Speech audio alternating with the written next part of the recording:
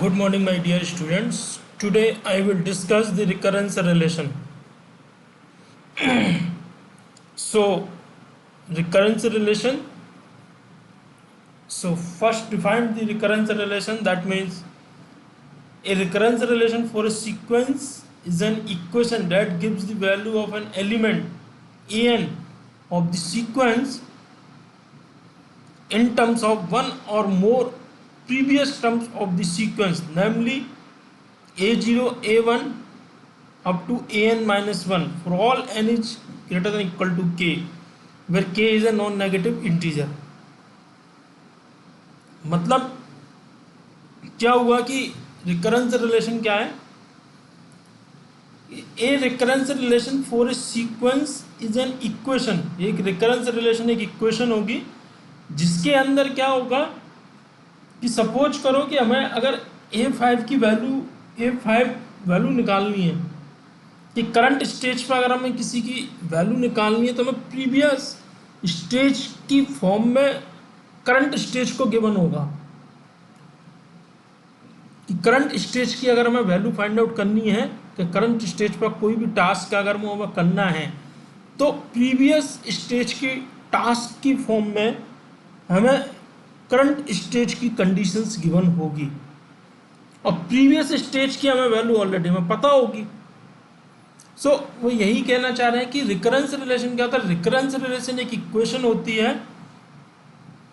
That's give the value of an element a n, जो कि एक इक्वेशन जो कि हमें अगर ए एन की हमें वैल्यू चाहिए तो उसकी previous terms, that means previous terms कौन सी होंगी, a0 a1 से लेके an माइनस 1 तक की वैल्यू की टर्म्स में होगा. Then the gives the value of an element an of the sequence in terms of one और more previous terms of the sequence, namely this one.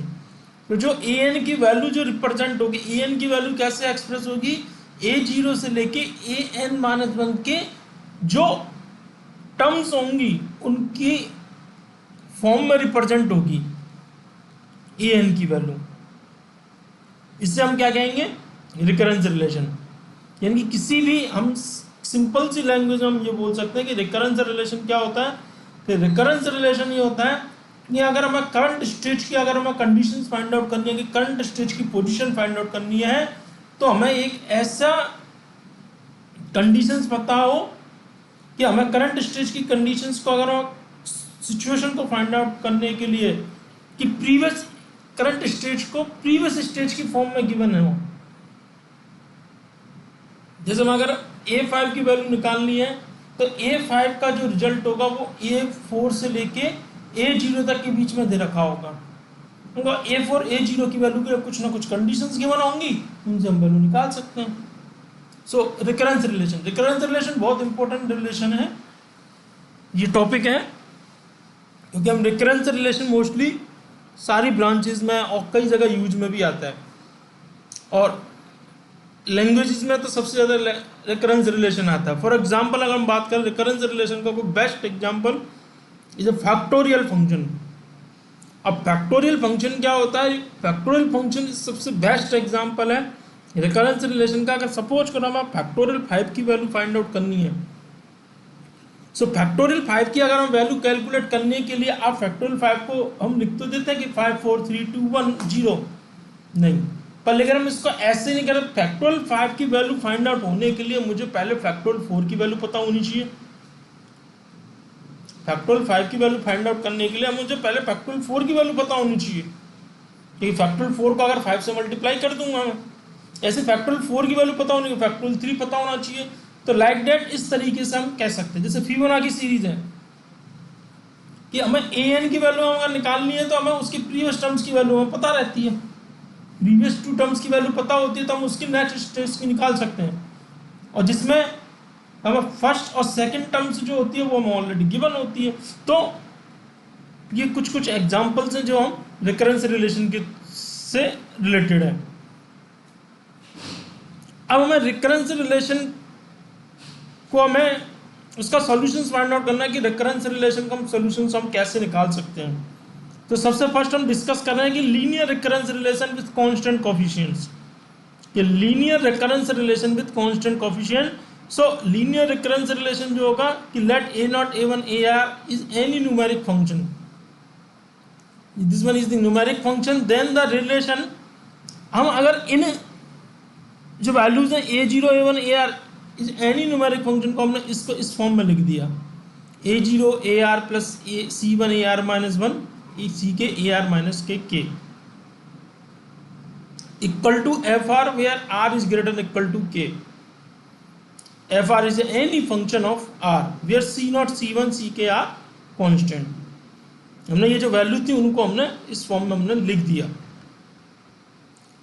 अब तो इस रिलेशन को हम क्या कहेंगे कि इस न्यूमेरिक फंक्शन को हम अगर इस फॉर्म में रिप्रेजेंट कर दें तो इस रिलेशन को हम बोलते हैं linear recurrence relation with constant coefficient. अब कांस्टेंट कोएफिशिएंट कैसे, देखो ए आर का जो c not C one c two c k अगर कांस्टेंट्स हैं तो इसको हम कहते हैं constant coefficient, c not C one c two c k variable हैं तो हम इनको कह देंगे variable coefficient. So here c not C one c two c के are constant, so this one is equation is called linear recurrence relation with constant coefficients। अब इस equation का ऑर्डर क्या होगा, this one is order is k, कब होगा कोई k order कि if c not is not equal to zero and c not c k is not equal to zero. ये यहाँ दिमाग में आ रहा होगा कि सी के को कि सी नॉट को जीरो करने की कहाँ थी, ऑर्डर कैसे के कैसे आया, ये अभी हम आके डिस्कस करेंगे कि कैसे आया इसका ऑर्डर के। अभी जब हम इक्वेशन करेक्टरिस्टिक इक्वेशन बनाएंगे तब उसमें क्लियर हो जाएगा। Next homogeneous linear recurrence relation with constant. Homogeneous linear recurrence relation क्या होगा, अगर इस रिकरेंस रिलेशन इक्वेशन वन में मैं एफ आर की वैल्यू जीरो कर दूं तो ये रिकरेंस रिलेशन कैसा हो जाता है, होमोजीनियस लीनियर रिकरेंस रिलेशन हो जाएगा। और अगर नॉन जीरो है तो उसको बोले नॉन होमोजीनियस। तो इस रिकरेंस रिलेशन का हमें सॉल्यूशंस फाइंड आउट चाहिए। ये हमें लीनियर रिकरेंस रिलेशन दे दिया, हमें इसका हमें क्या चाहिए, सॉल्यूशंस फाइंड आउट करना है। तो किसी भी रिकरेंस रिलेशन का, लीनियर रिकरेंस रिलेशन का जो भी सॉल्यूशंस होगा वो सॉल्यूशंस किसकी फॉर्म में होगा कि कॉम्प्लीमेंट्री फंक्शन, सॉल्यूशन दो टाइप के सॉल्यूशन से मिलकर बना होगा, complementary function plus particular integral या homogeneous function plus particular solution. So homogeneous function क्या, होमोजीनियस सॉल्यूशंस या होमोजीनियस फंक्शन जो होगा वो होमोजीनियस फंक्शंस का सॉल्यूशंस कैसे मिलेगा, होमोजीनियस सॉल्यूशन वो मिलेगा एफ आर को इक्वल टू जीरो करने पे। तो हमने यही लिखा हुआ है solution of recurrence relation one is general solution equal to homogeneous solution plus particular solution या कॉम्प्लीमेंट्री फंक्शन या particular integral where homogeneous solution is given by equation number 2। यानी कि हम होमोजीनियस सॉल्यूशन से निकाल लेंगे इक्वेशन 2 से। पर्टिकुलर इंटीग्रल या पर्टिकुलर सॉल्यूशन हम आगे मेथड्स देखेंगे कि पर्टिकुलर हम कैसे निकालते हैं, वो हम आगे डिस्कस करेंगे। अब सबसे पहले हम बात करते हैं होमोजीनियस सॉल्यूशंस निकालने की या कॉम्प्लीमेंट्री फंक्शन निकालने की, कि कोई भी लीनियर रिकरेंस रिलेशन होगा तो हम उसका कैसे निकालते हैं। तो वो कब निकलेगा जब इक्वल टू जीरो होगा। अगर इक्वल टू जीरो है तो ओनली उसका होमोजीनियस ही निकलेगा। अगर नॉन इक्वल टू जीरो है, नॉन जीरो है यानी कि एफ आर कुछ ना कुछ तो है, एफ आर की वैल्यू जीरो नहीं है, यहाँ एफ आर की वैल्यू जीरो नहीं है, उस केस में क्या होगा कि दोनों निकलेंगे, कॉम्प्लीमेंट्री फंक्शन भी निकलेगा और होमोजीनियस भी निकलेगा। अब सॉरी कॉम्प्लीमेंट्री फंक्शन भी निकलेगा और पर्टिकुलर भी निकलेगा। तो हमें क्या करना है, सबसे पहले हम बात करें कॉम्प्लीमेंट्री फंक्शन पे। तो हमने क्या किया, रिकरेंस रिलेशन वन में हमने पुट कर दिया एफ आर की वैल्यू तो जीरो, क्योंकि सी एफ निकालना, सी एफ के लिए इक्वल टू जीरो करना पड़ेगा। A r equal to alpha की पावर आर और ए आर माइनस वन क्या हो जाएगा, अल्फा की power r minus one. So equation one को हम कैसे लिख सकते हैं, सी वन अल्फा की power r plus c one alpha की power r minus one plus c two alpha की power r minus two, c k alpha की पावर आर माइनस के इक्वल टू जीरो। यहाँ ये वैल्यू जीरो की और ये यहाँ ए आर की वैल्यू अल्फा की पावर आर और ये वैल्यू तो ए आर माइनस के क्या हो जाएगा, अल्फा की पावर आर माइनस के। अब हमने क्या किया, इसमें से पूरे में से अल्फा की पावर आर को कॉमन ले लिया और अल्फा की पावर के से मल्टीप्लाई भी कर दिया। या ये कह सकते हैं कि अल्फा की पावर आर माइनस के को हमने पूरी इस इक्वेशन में से हमने कॉमन लिया, तो इस इक्वेशन को हम लिख सकते हैं C0 अल्फा की पावर के प्लस C1 अल्फा की पावर के माइनस 1 ये। तो हमने वहाँ इसीलिए कहा था कि एक तो C0 और Ck की वैल्यू नॉन जीरो होगी और ऑर्डर k का होगा। तो देखना ये ऑर्डर k का C0 Ck की वैल्यू को हमने क्यों कहा कि Ck की वैल्यू अगर जीरो हो जाएगी तो ऑर्डर k से कम हो जाए, तो फिर r माइनस के नहीं मिलेगा, तो इक्वेशन क्या होगी k माइनस 1 पे होगी, तो वो यहाँ पर k माइनस 1 होगा। और ये अगर C0 नॉन जीरो, C0 अगर जीरो हो जाएगा तो ये यहाँ से फिर कम हो जाएगा। तो ऑर्डर k के लिए हमें C0 की वैल्यू नॉन जीरो भी होना जरूरी है और Ck की भी non zero. So which is equation number 3 which is known as the characteristic equation. इस इक्वेशन को हम बोलेंगे कैरेक्टरिस्टिक इक्वेशन, और इसके जो भी रूट्स आएंगे वो रूट्स क्या होंगे, characteristic roots of recurrence relation 1।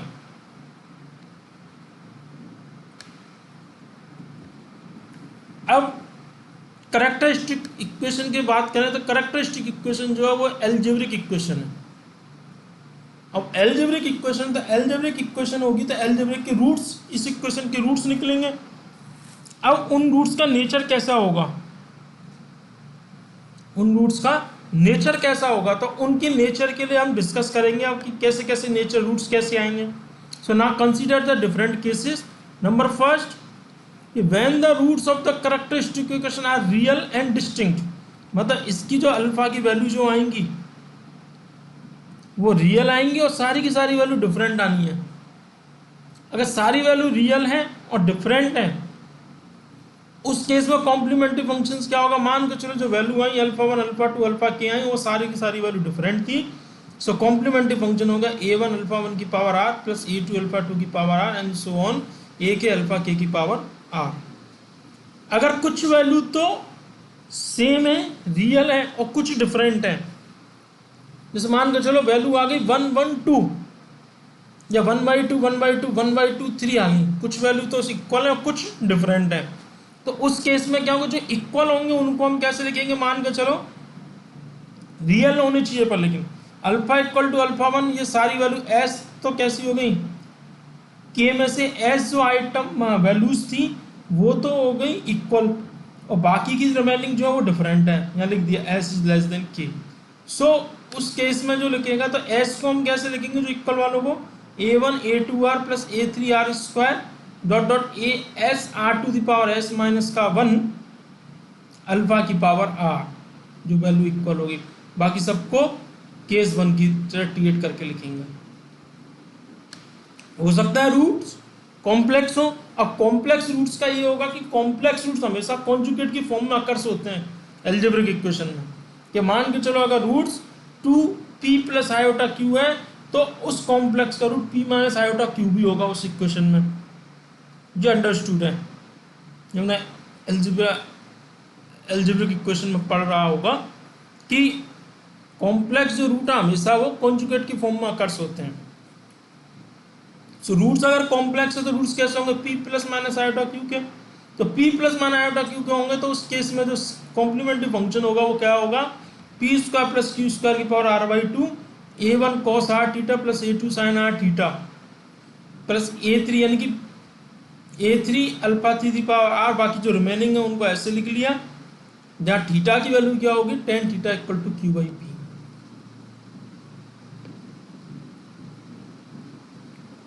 Okay, अब हो सकता है कॉम्प्लेक्स रूट्स भी रिपीटेड हो, रिपीटेड होंगे तो वही जो रिपीटेड है, ये जो रिमेनिंग बचे उनको ऐसे लिख दिया। तो ये थी कि होमोजीनियस, अगर रिकरेंस रिलेशन अगर होमोजीनियस है तो उस केस में हम सॉल्यूशंस हम उसका कैसे फाइंड आउट करेंगे, ये हुआ है। कुछ हम प्रॉब्लम्स करते हैं यहाँ। Solve the following recurrence relation, AR equal to 4 AR minus 1 minus AR minus 2। तो यहाँ हम देख रहे हैं कि FR की value 0, so this one is the homogeneous recurrence relation. अगर होमोजीनियस रिकरेंस रिलेशन है, कंडीशन भी गिवन है A0 equal to 1 A1 equal to 1 which is known as the boundary conditions. हमने मान लिया लेट ए आर माइनस के equal to alpha की power r minus k, then यहाँ हम अगर वैल्यू रखेंगे तो के की वैल्यू कितनी है 2, कंपेयर करेंगे तो के की वैल्यू कितनी है 2, सो अल्फा आर प्लस 4 यहाँ रखा हमने अल्फा आर माइनस 1 माइनस अल्फा की पावर अल्फा आर माइनस 2। ये क्या होगा, पूरे में से अल्फा की पावर आर माइनस 2 कॉमन लेंगे तो इक्वेशन इसमें कन्वर्ट हो जाएगी कि alpha square equal to 4 alpha minus 1, और इसको फर्दर सॉल्व किया तो अल्फा माइनस 2 का square equal to 0, so alpha की वैल्यू आ गई 2 so roots are real and equal. अगर रूट्स रियल और इक्वल हैं तो उसके लिए केस क्या था, केस नंबर 2 ये, और कितने हैं 2, तो क्या लिखूंगा a1 प्लस a2r, क्योंकि 2 ही हैं, a1 प्लस a2r और अल्फा की वैल्यू आई है 2 की power r, answer c1 plus c2r 2 की पावर r। ये कांस्टेंट है, कुछ भी ले सकते हैं, लेकिन हमें c1 c2 की वैल्यू निकालने के लिए कंडीशन भी गिवन है। सो कंडीशन क्या है, a0 की वैल्यू 1, तो अगर हमने r की वैल्यू 0 की तो कितना आ गया c1, ये तो 0 हो गया, ये 1 ये 1, तो c1 की वैल्यू 1, a1 की value 1, so r equal to 1 रखेंगे तो 2, इसको फर्दर सॉल्व किया तो c1 c2 की वैल्यू आ गई -1/2, वो वैल्यू वापस से हमने यहाँ रख दी, सो ar की वैल्यू आ गई ये। So this one is the final solutions. Okay. Next problem. यहाँ -3 है तो यहाँ हम ले सकते हैं a are minus 3 equal to alpha की पावर आर माइनस 3। मैंने के ले रखा है, इन जनरल ले रखा है, तो आप इन जनरल भी ले सकते हो, चाहो तो आप के की वैल्यू यहाँ देख लो मैक्सिमम कितनी आ रही है 3, तो आप 3 तक ले सकते हो। वो वैल्यू मैंने सारी यहाँ रख दी, फिर वही अल्फा की पावर आर माइनस 3 पूरे में से कॉमन लिया, तो ये क्वेश्चन ही बन गया। ये यहाँ तक प्रोसेस सब में सेम रहेगा। अल्फा की यहाँ इसके फैक्टर किया, अलजेब्रिक इक्वेशन है, अल्फा की वैल्यू 1 2 3 आई, रियल है, डिस्टिंक्ट है, तो डिस्टिंक्ट है तो क्या लिखेंगे, डिस्टिंक्ट ऑफ केस नंबर 1 को यूज करेंगे कि all roots are real and distinct. तो उस केस में क्या हो जाएगा, c1 1 की पावर r, 1 की पावर r 1 ही होता है, so c1 plus c2 2 to the power r, c3 plus 3 to the power r। अब ये कंडीशन देने क्या, c1 c2 c3 निकालने की, तो ये कंडीशन को हमने यहाँ रखा, ये देखो ये वैल्यू यहाँ रखी तो ये कंडीशन मिल गई, इससे a1 a2 a3 की वैल्यू आ गई, ये वैल्यू वापस से इसमें रख दी तो हमें वापस से ER मिल गया। अब आप इस पर किसी भी स्टेज पे हमें आप क्या निकाल सकते हो, वैल्यू निकाल सकते हो।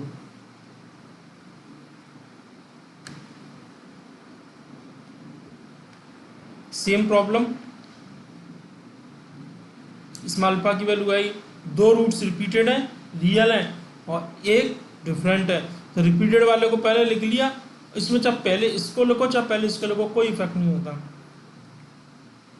रिपीटेड वाले के लिए लगा दी a1 प्लस a2r 1/2 की पावर r, और जो डिफरेंट है उसके लिए ये लगा दिया।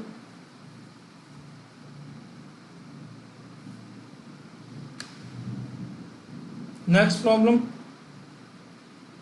वही, यहाँ k की वैल्यू 2 हो गई, यहाँ इसके फैक्टर नहीं होंगे तो हमने फैक्टर इस तरीके से किए बाई क्वाड्रेटिक फॉर्मूले, b की value -2 plus minus b square minus 4ac, c की वैल्यू 2, a की वैल्यू 1, ये -1 plus minus iota, so roots are complex but conjugate की फॉर्म में तो है नहीं, कोई रूट्स ही 2 ही है।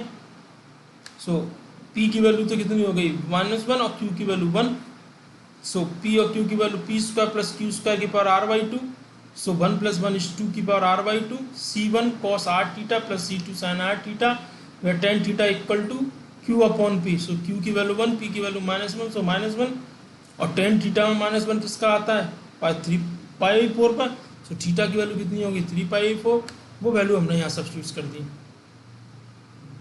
जो कंडीशंस के बनते हैं a0 की वैल्यू 1, तो उससे कंडीशन से निकाल के हमने c1 c2 की वैल्यू निकाली, और वो c1 c2 की वैल्यू हमने वापस से इसमें रख दी, तो हमें AR मिल गया। तो इस तरीके से अगर हमें रिकरेंस रिलेशन हमें गिवन है तो उसको हम सॉल्यूशन फाइंड आउट कर सकते हैं। नेक्स्ट लेक्चर में हम करेंगे कि अभी तो हमें सिर्फ FR की वैल्यू 0 थी, इनकी होमोजीनियस था, लेकिन अब हम क्या करेंगे कि FR की वैल्यू 0 नहीं मिलेगी, नॉन जीरो होगी तो पर्टिकुलर इंटीग्रल निकालेंगे।